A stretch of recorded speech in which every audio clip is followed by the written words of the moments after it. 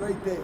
Finally got 7 hours of rest on my own without taking up sleep time, tea, or anything. But it's a great day, you know. I started everything back over. I haven't been out yet. The only thing I was able to do is run again today. And I'm telling you, that makes a big difference, just to take advantage of the time that I go out to just run and come back in. But I want to return again, talk about re-entry, because this is something that I'm big on, and now I add a feature that I want to put to it that can really make re-entry a movement for a lot of brothers that's getting out of jail, brothers and sisters getting out of jail, right? Again, I like to educate a lot of y'all to what re-entry is. Re-entry is like the returning of inmates, offenders coming back to your community. And these brothers are gonna need your support, man. They're really gonna need your support, you know? So I remember at one time when re-entry got the name, I didn't know what it was. I thought it was really like dudes returning back to prison, you know? In spite of whether I had been involved with recidivism classes and organizations and stuff, like crimeaholics and all that. So when I got educated to it, I said, yeah, this is a needed thing, because these people need to be educated to what's really going on with these people coming out. And you could help these brothers. I'm like, with a movement, that's what we try to start.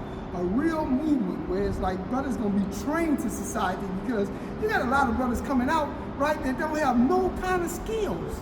You know, 40, 50 years old, don't have no kind of skills. And I mean, it's just a recipe for disaster. Like I tell the people, if you put a fox and a chicken in a cage together, what's gonna happen? The fox gonna try to eat the chicken. You take the chicken out and say, okay, learn the chicken some things, and I mean how to dance and walk on a rope, flip on the bell, right? And put it back in the fox. The fox don't give a shit what you taught the chicken. He gonna still gonna want to eat it because he's prey, right? But if you take the fox out the cage, right, and educate the fox to the chicken and not to eat the chicken, well, they both will be well off together. Well, that's how society is, right? Meaning that you take us out of these high crime areas, right? And then you throw us back in there and think that we're supposed to survive, when it was a society that formed us and made us who we were. And like I could tell you better than anybody, because the other day I did a little snippet on that. I used to smoke weed with my parents and all that, which I did. I didn't have the start that a lot of people did. I thought my grandmother did when I was 9 years old, right? I didn't even know my mother. And so when I started living with my mother had 3 kids before she was 19. So we was kind of distributed everywhere. And now that she was 3 months older than my father. So he had 3 kids before he was 19. So when I thought my grandmother dead, now I'm living with a woman that don't know nothing about kids, and I don't even know who she is. I remember the day when she came down and she said, get on your stuff. I didn't know what she mean. I didn't know I wasn't gonna come back to this house again, you know?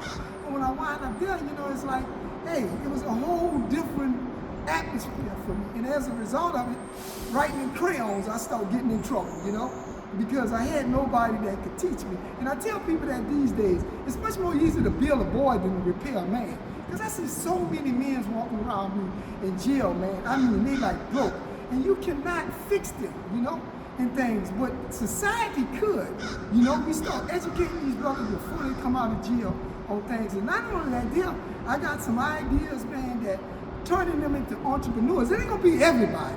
It ain't gonna be everybody, but some of these brothers we can reach, because a lot of guys, you know, I'm starting to find out, you know, selling dope. You got everything it takes, man, to be an entrepreneur, man. You know, customer acquisition, you know, customer sales, you know logistics, you know, import, output, you know, franchising, but you're innocently ignorant. You don't think you know. So my thing is, if we can educate you and align you into this could be a good transition for you, especially in this digital world. Right? So this is the thing now. I'm just giving you a little piece of it, but this is the thing that's going to be about this re-entry. We're going to try to start a movement. They got a lot of stuff going on with re-entry, but this is going to be something that's going to be better, way better than all these brothers. And the thing about it, I feel like, the same way you're looking at me with this phone, hey, Steve Jobs had this idea, and hey, and he had to push it. He knew it had to start with him. So that's how I feel like right now. What I'm about to do, it got to start with me, you know, and I got the belief for it. And things, and I've been networking with some people, and even some of the stuff that I've been posting, people have been hitting me up on it, and you know, want me to be a part of it, that thing when I get out. So anyway, like I say, the first day I got some real sleep last night, and woke up and was able to, you know, do some of the things that I normally do. you know. So anyway, I just wanted to hit that y'all with that. So keep your head up, be safe. Yeah.